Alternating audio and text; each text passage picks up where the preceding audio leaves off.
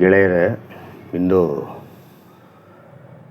ಕರ್ನಾಟಕ ರತ್ನ, ಕರ್ನಾಟಕಕ್ಕೆ ವರವಾಗಿ ಒದಗಿ ಬಂದಂತಹ ನಮ್ಮ ಅಣ್ಣ ಅವರು ಡಾಕ್ಟರ್ ರಾಜ್ಕುಮಾರ್ ಅವರನ್ನು ನೆನೆಸಿಕೊಳ್ಳುವಂಥ ಒಂದು ದಿನ ಅಂದುಕೊಂಡಿದ್ದೇನೆ.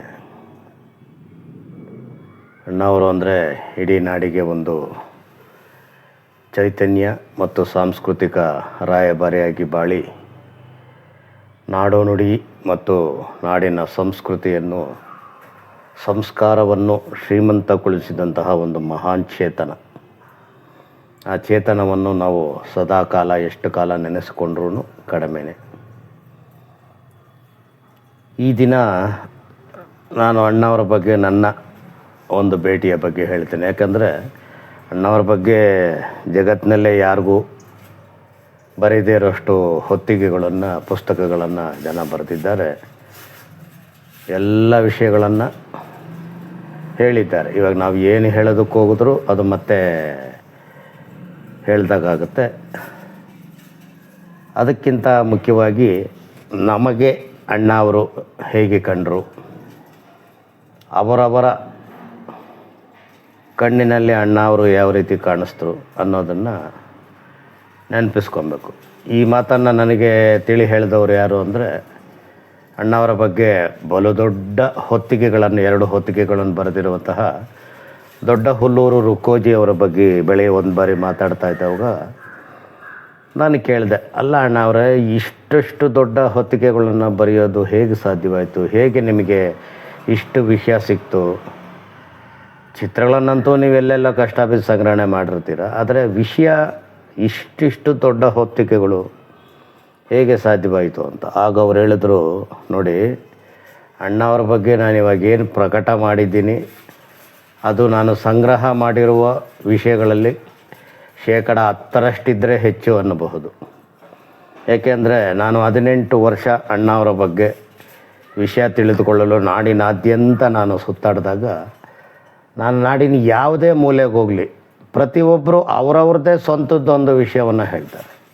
ಎಷ್ಟೇ ಲಕ್ಷ ಜನ ಭೇಟಿಯಾಗಿ ಕರ್ನಾಟಕದಲ್ಲಿ ಪ್ರತಿಯೊಬ್ಬರು ಅವರಿಗೆ ಸಂಬಂಧಪಟ್ಟಂತಹ ಒಂದು ಅಣ್ಣವರ ಜೊತೆ ಸಂಬಂಧದ ವಿಷಯಗಳನ್ನು ಹೇಳ್ತಾರೆ. ಎಷ್ಟು ಅಂತ ಬರೆಯೋಕ್ಕಾಗುತ್ತೆ? ನಾನು ಬರೆದಿಟ್ಟು ಕೊನೆಗೆ ಅದರಲ್ಲಿ ಬಹಳಷ್ಟು ತೆಗೆದು ಇದಕ್ಕಿಂತ ಕಡಿಮೆ ಮಾಡೋಕ್ಕಾಗಲ್ಲ ಅನ್ನೋ ಒಂದು ಹಂತದಲ್ಲಿ ನಾನು ಇಷ್ಟು ದೊಡ್ಡ ಹೊತ್ತಿಗೆಗಳು ಮಾಡಬೇಕಾಯಿತು ಅಂತ. ಅದಂತೂ ನಿಜನೇ. ಕರ್ನಾಟಕದಲ್ಲಿ ಯಾರು ಕನ್ನಡಿಗರಿದ್ದಾರೆ ಅವರೆಲ್ಲರಿಗೂ ಅಣ್ಣವರ ಬಗ್ಗೆ ಅವರವರದೇ ಆದ ಪ್ರತ್ಯೇಕವಾದ ನೆನಪುಗಳು ಇರ್ತವೆ. ಅವೆಲ್ಲ ಹೆಚ್ಚು ಕಮ್ಮಿ ಸವಿ ನೆನಪುಗಳೇ. ಯಾಕಂದರೆ ಅದರಿಂದನೇ ಅಣ್ಣ ಅವರು ನಮಗೆ ಇವತ್ತು ಇಷ್ಟು ದೊಡ್ಡ ಮಟ್ಟದಲ್ಲಿ ಜನರ ಹೃದಯದಲ್ಲಿರೋದು. ನನ್ನ ಬಗ್ಗೆ, ನನಗೆ ಅಣ್ಣ ಅವರ ಒಂದು ಸಂಪರ್ಕದ ಬಗ್ಗೆ ಹೇಳಬೇಕಾದ್ರೆ, ನಾವೆಲ್ಲ ಸಾಮಾನ್ಯವಾಗಿ ಚಿಕ್ಕ ವಯಸ್ಸಿನಿಂದ ನಮ್ಮ ಮನೆಗಳಲ್ಲಿ ತಂದೆ ತಾಯಿಗಳು ಜೊತೆಯಲ್ಲಿ ಹುಟ್ಟಿದವರೆಲ್ಲ ಅಣ್ಣವರ ಬಗ್ಗೆ, ಅಣ್ಣವರ ಸಿನಿಮಾಗಳನ್ನು ತೋರಿಸಿ ಅಣ್ಣವರ ಬಗ್ಗೆ ಒಳ್ಳೆಯ ಅಭಿಪ್ರಾಯ ಬರೋ ಹಾಗೆ ಮೊದಲಿಂದ ನಮ್ಮನ್ನು ಬೆಳೆಸಿದರು. ಅಣ್ಣವರ ಸಿನಿಮಾ ಅಷ್ಟೊತ್ತಿಗೆ ಅಂದರೆ ಸ್ವಲ್ಪ ನೋಡಿದ್ವೇನೋ, ನನಗೊಂದು 7-8 ವರ್ಷ ಇತ್ತೇನೋ. ಆಗ ಮನೆ ಹತ್ತಿರ ನಾವು ಆಡ್ತಾ ಇದ್ದಾಗ ಯಾರೋ ಹುಡುಗರು ಬಂದು ರವೀಂದ್ರ ಕಲಾಕ್ಷೇತ್ರದಲ್ಲಿ ಅಣ್ಣವರ ಸಿನಿಮಾ ಶೂಟಿಂಗ್ ತೆಗಿತಾವ್ರೆ ಅಂತ ಹೇಳಿದ್ರು. ನಾವೆಲ್ಲ ಎದ್ವೋ ಬಿದ್ವೋ ಅಂತ ಓಡಿದ್ವಿ. ನಾನಂತೂ ಬಹಳ ಚಿಕ್ಕವನು, ನನ್ನ ಸ್ನೇಹಿತರೆಲ್ಲ ನನಗಿನ್ನ ಬಹಳ ದೊಡ್ಡವರು. ಅಲ್ಲಿ ಒಳಗೋದ್ರೆ ಇಡೀ ರವೀಂದ್ರ ಕಲಾಕ್ಷೇತ್ರ ತುಂಬಿ ಹೋಗಿದೆ. ಇಲ್ಲಿ ನಿಂತ್ಕೊಳಕ್ಕೂ ಎಡೆ ಇಲ್ಲ. ಅಲ್ಲಿ ಮನೆಗೆ ಮುಂದೆ ನೋಡಿದ್ರೆ ಒಂದು 3-4 ಸಾಲು ಬಿಟ್ಟು ಒಂದು ಸಾಲು ಯಾರೂ ಇಲ್ಲ. ಓಡಾಗಿ ಕೂತ್ಕೊಂಡು ಅವ್ರ್ಯಾರ ಬಂದೇ ಇಲ್ಲಿ ಇವರೆಲ್ಲ ಬರ್ತಾರೆ, ಸಿನಿಮಾ ನಟರು, ಅದ ಅಣ್ಣ ಅವರು, ಭಾರತೀಯವರೆಲ್ಲ ಬರ್ತಾರೆ, ನಿಮ್ಮನ್ನೇ ಬರ್ಸ್ತಾರೆ ಅಂದರು. ಬರೋವರೆಗೂ ಕುಂತಿರೋಣ, ಬೇರೆ ದಾರಿ ಇಲ್ಲ, ಅಲ್ಲಿ ಎಲ್ಲೂ ನಿಂತ್ಕೊಳಕ್ಕೂ ಎಡೆ ಇಲ್ಲ ಅಂತ ಕುಂತಿದ್ವಿ. ಬಹಳ ಹೊತ್ತಾಯಿತು, ಮಧ್ಯಾಹ್ನ ಆಯಿತು. ಅಲ್ಲಿ ವೇದಿಕೆ ಮೇಲೆ ಯಾವುದೋ ಒಂದು ಶೂಟಿಂಗ್ ನಡೀತಾ ಇತ್ತು. ಯಾರೋ ಮರಾಠಿ ನಟಿ, ತಮಾಷಾ ನಟಿ ಅನಿಸುತ್ತೆ. ಅದರಲ್ಲೊಂದು ಬಗ್ಗೆ ಹಾಡು ಬರುತ್ತೆ, ಗೆಜ್ಜೆಯ ಕಾಲಿಗೆ ಮುತ್ತಿಕ್ಕಿ ಅಂತ, ಹರಕು ಬಿಳಿಯ ಟೋಪಿ ಅಂದರೆ ಅಂತ ಏನೋ ಒಂದು ಹಾಡು. ಆ ಗೆಜ್ಜೆಯ ಕಾಲಿಗೆ ಮುತ್ತಿಕ್ಕಿ ಅನ್ನೋ ಸನ್ನಿವೇಶದಲ್ಲಿ ಆಕೆ ಕಾಲನ್ನು ಎತ್ತಿ ಗೆಜ್ಜೆ ಕಾಲನ್ನು ತೋರಿಸಿ ಅದನ್ನು ಕುಣಿಸ್ಬೇಕು.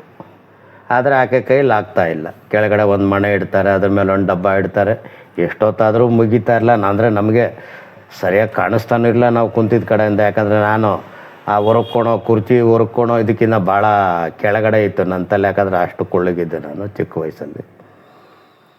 ಬಹಳ ಹೊತ್ತಾದ್ಮೇಲೆ ನನಗೆ ಹಸುವು, ಭಾಳ ಚಿಕ್ಕವನಲ್ವ, ಹಸುವು 3-4 ಗಂಟೆ ಹಂಗೇನೋ ಬಂದ್ರಪ್ಪ. ಎಲ್ಲ ನಟರೆಲ್ಲ ಬಂದರು. ಅಣ್ಣ ಅವರು, ಭಾರತಿ, ಬಾಲಕೃಷ್ಣ, ಲೀಲಾವತಿ, ಇನ್ನೂ ಒಂದಷ್ಟು ಜನ ಬಂದರು.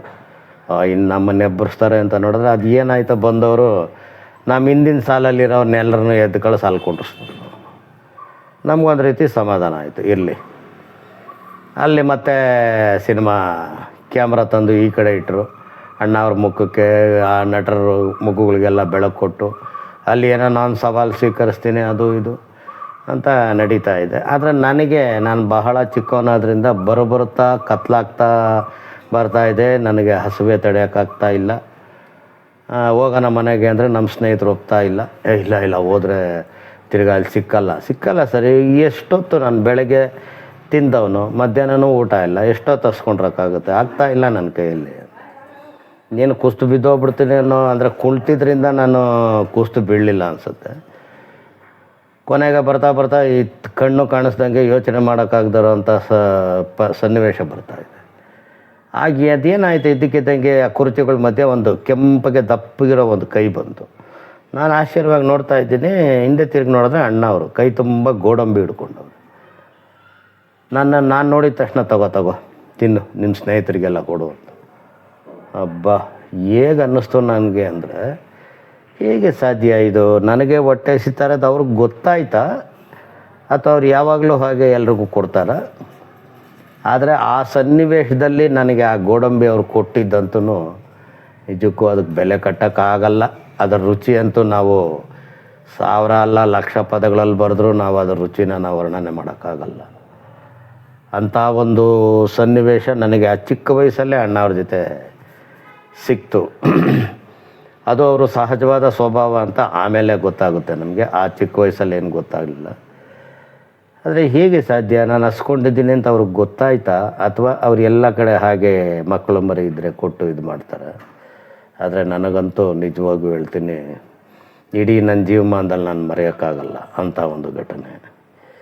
ಆ ಹಸುವಿನಲ್ಲಿ ಆ ಒಂದು ಅಮೃತ ಹಸ್ತ ಅಂತಾರಲ್ಲ, ನಿಜವಾಗೂ ಅದೇ ಅಮೃತ ಹಸ್ತ. ಆ ಕೆಂಪಗೆ ದಪ್ಪಗಿರೋ ಕೈನಲ್ಲಿ ಕೈ ತುಂಬ ದಪ್ಪ ಗೋಡಂಬಿಗಳನ್ನು ಕೊಟ್ಟು ಅದರಿಂದ ಎಷ್ಟೋ ಹಸುವು ನೀಗಿತು ಅಂದ್ಕೊಳ್ಳೋಣ. ಹೀಗೆ ಇದು ನನ್ನ ಅಣ್ಣವರ ಜೊತೆಗಿನ ಮೊದಲ ನೆನಪು. ಇನ್ನೂ 1-2 ನೆನಪುಗಳಿದೆ. ಅದು ಮುಂದಿನ ಸಂಚಿಕೆಗಳಲ್ಲಿ ನಾನು ಹೇಳ್ತಾ ಬರ್ತೀನಿ.